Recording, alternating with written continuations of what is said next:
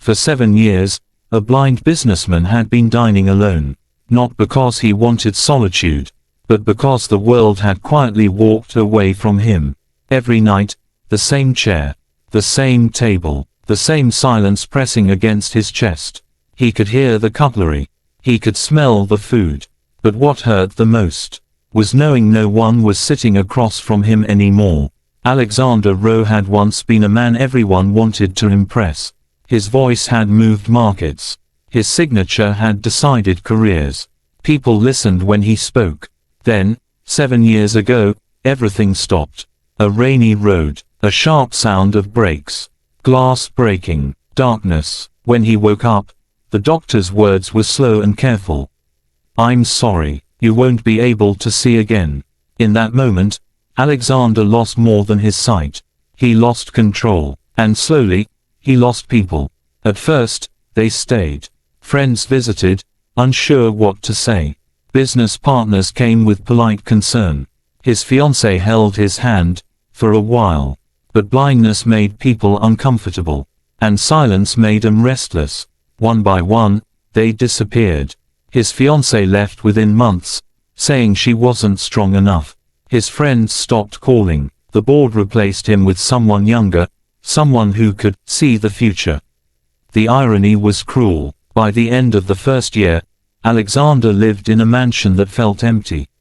Too quiet, too large, too cold. Every night at exactly 8, he sat at the long dining table, guided by staff, eating carefully, alone. 7 years passed that way, and he stopped expecting anything more.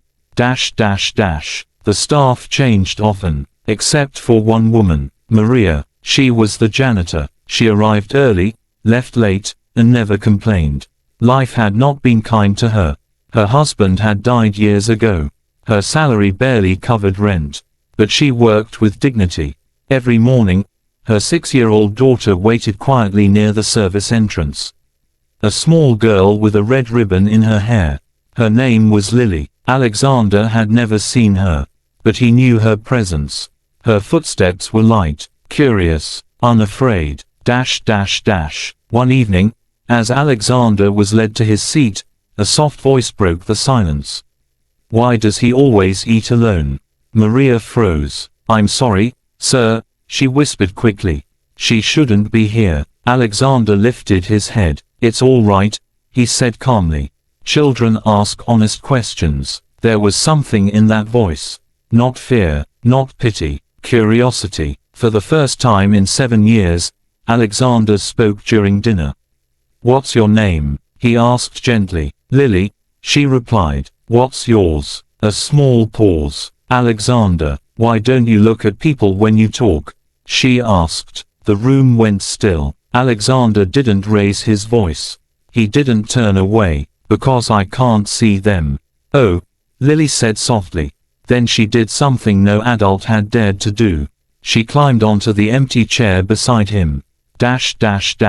Small hands reached out, warm, careful. She touched his face. Alexander stiffened. In 7 years, no one had touched him like that. Without permission, without fear, without pity. "I want to see you," Lily said seriously. "So I'm using my hands." Her fingers traced his cheeks, his beard, the shape of his lips. Something broke inside him. "You feel sad?" she said quietly. Maria rushed forward. "Lily, stop." "No," Alexander whispered. "Please." Tears rolled down his face. And for the first time, he didn't hide them. From that night on, everything changed. Lily waited for him every evening. She talked while he ate. About school, about birds, about how her teacher smelled like chalk and oranges. She described colors like feelings. Red was loud, blue was calm, yellow was brave. Alexander listened. Slowly, painfully, he began to live again. He smiled more. He laughed. He asked questions. The mansion felt warmer, less empty, but not everyone approved. Victor Hale noticed the change. Victor had been Alexander's business partner. The man who took control after the accident. Powerful, arrogant, untouchable, and threatened. When Victor visited and heard a child's laughter echo through the halls, his expression hardened. "This is inappropriate," Victor said coldly. "A janitor's child influencing you." "She's my guest," Alexander replied calmly. Victor leaned closer. "You're blind, Alexander. Vulnerable. People take advantage of that." Alexander smiled faintly. "You already did." Victor's eyes darkened. Days later, Maria was fired. No warning, no explanation. Security escorted her out. Lily cried, holding Alexander's coat. "Please don't take her," Alexander said, his voice shaking. Victor's tone was smooth. "It's for your own good." That night, Alexander ate alone again. The silence felt heavier than ever. But Victor made one mistake. He underestimated patience and love. Weeks later, Alexander called a press conference.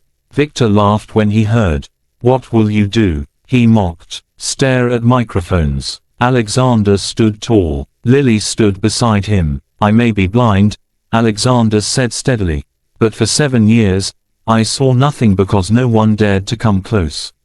He paused. "Until a child did what money, doctors, and power could not." The room fell silent. "She reminded me how to feel." Then the truth came out.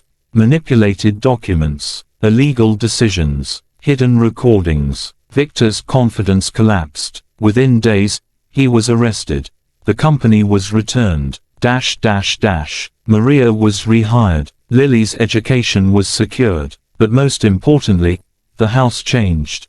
Every night at 8, the table was full. Alexander never regained his sight. But he never ate alone again. Because sometimes, the impossible isn't seeing with your eyes. It's finally seeing with your heart.